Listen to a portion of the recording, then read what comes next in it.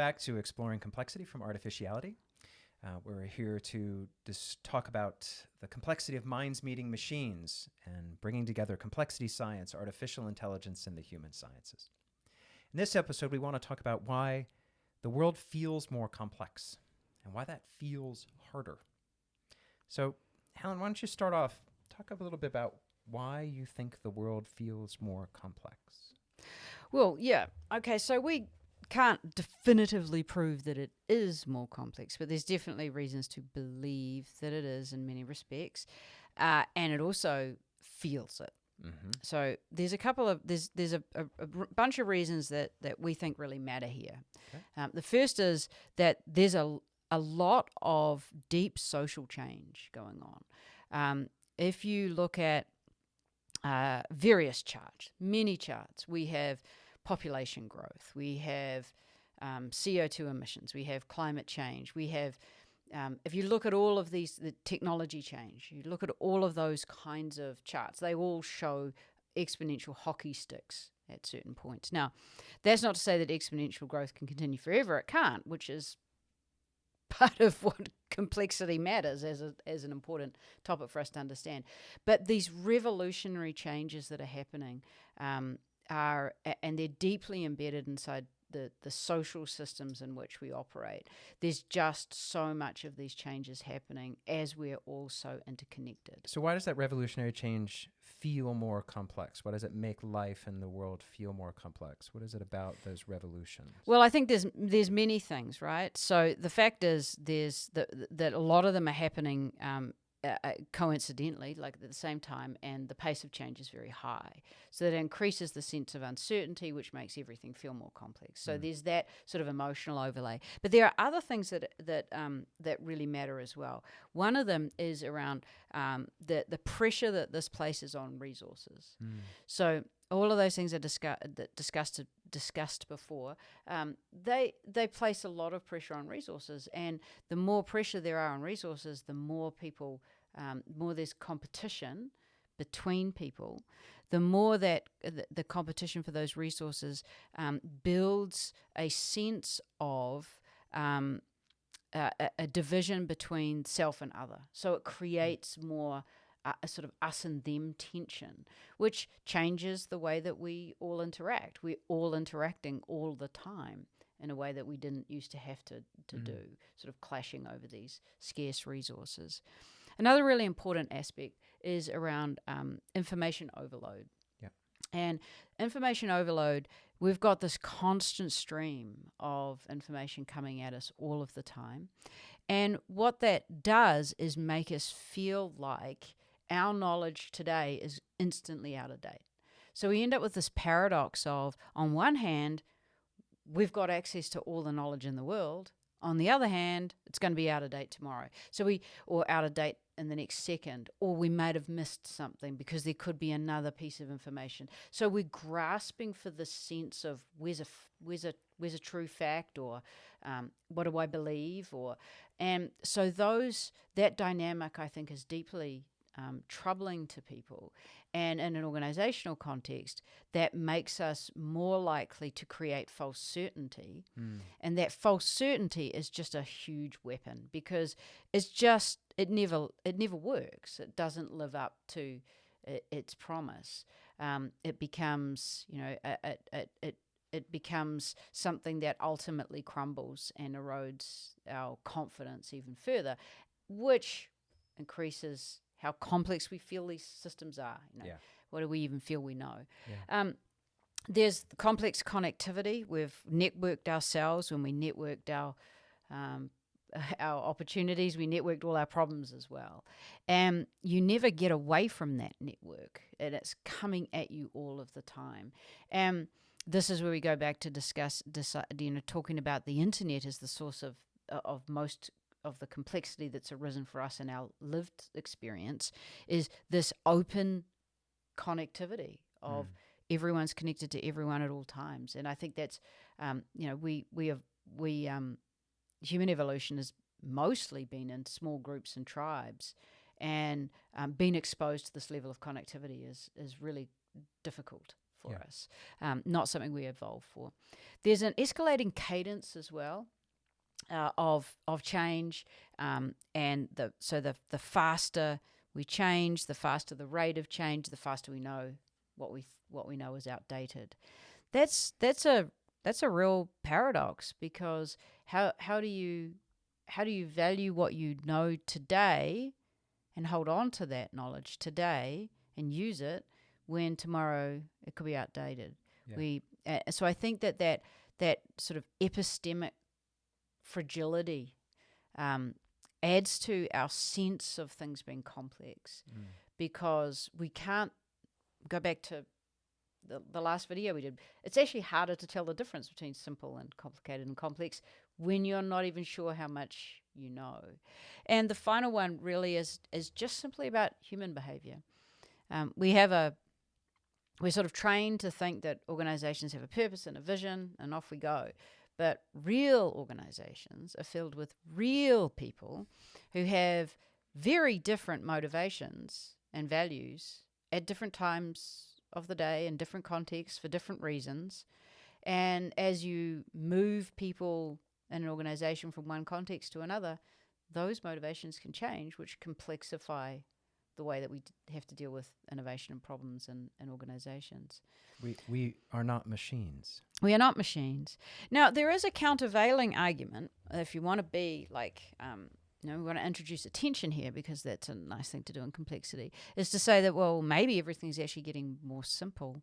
And David Krakow put that challenge to a group of business people recently, saying, well, everything's just getting more simple because it is actually more predictable. We have less diversity because we have the same algorithms running small numbers of social networks.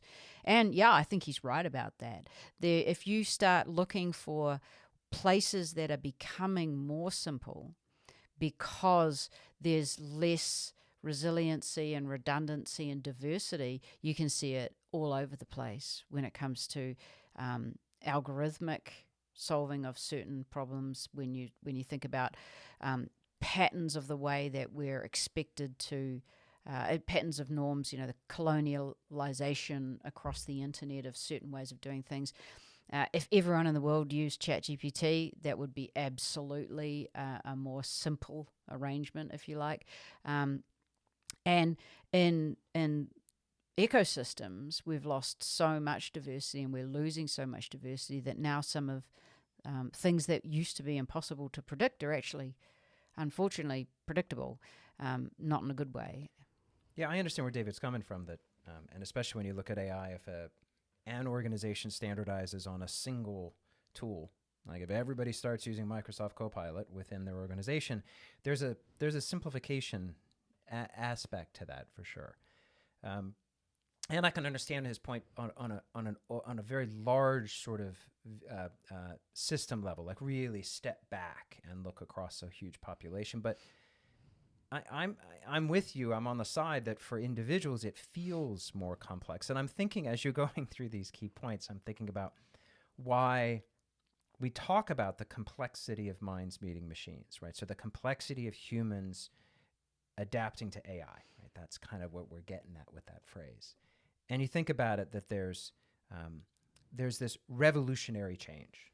Suddenly there's this tool that is intelligent, that suddenly is everywhere seemingly, because something like 6 billion people on the planet are connected to the internet and therefore can touch these tools. It's just huge revolutionary change, and it has this potentially massive impact.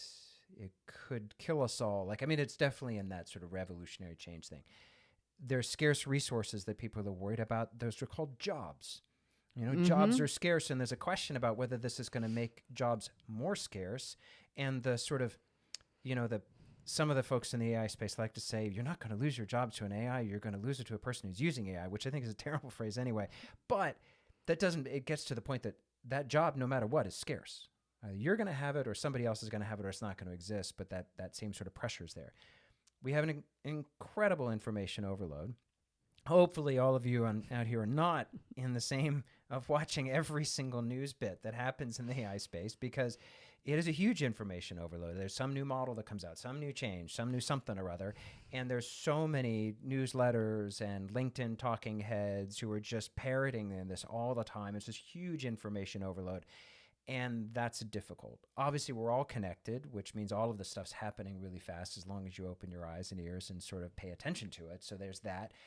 The cadence does seem to be quite a lot faster. Like the change in AI, the rate of change, the change in the tools, the change in the usage, the change in how many companies are talking about it on their quarterly earnings calls. Like that rate of change is faster than anything I've seen, right? And, you know, I built my career studying the internet, and then we did clean tech together, and like all of these things that are huge, you know, were big moves, were so much slower than this change.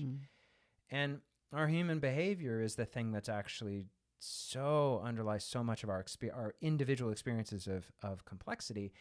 And I think that's amplified in this world of AI because the tools operate differently based on each individual's behavior, right? I mean, we talk about this a lot, that software is fundamentally changed. Before this, every software operated exactly as it was programmed. If it didn't, it was called a bug. You sent it back to engineering and you got it fixed.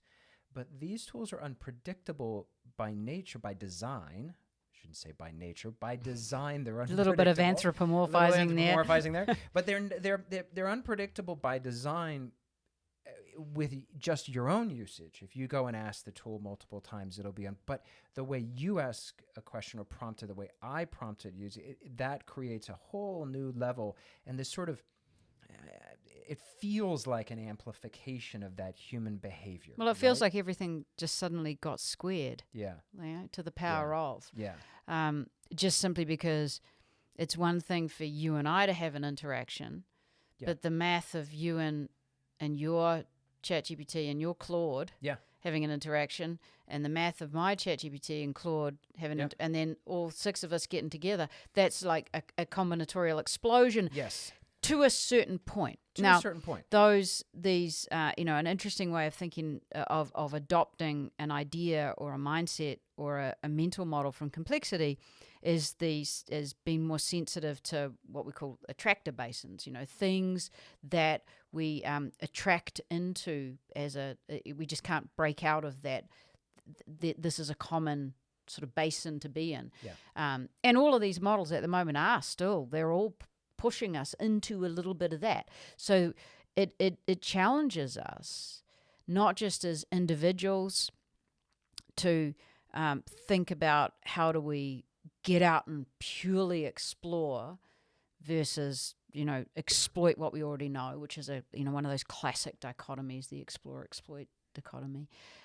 It also challenges us as a system to do that, as a partnership, as a couple, if we're in a bigger if we're in an organization doing something, how do all of those people get out of our joint attractor basin and be really much more conscious and mindful that exploring is something that we have to do without limits and boundaries, and we have machines helping us and pushing us to do more of that. That's a quite different model than the alternative, which is really sitting back and saying, how do we perfect what we know, and how do we perfect, an innovative creation around this, or and what do we do to protect our boundaries around what we already know and what we value.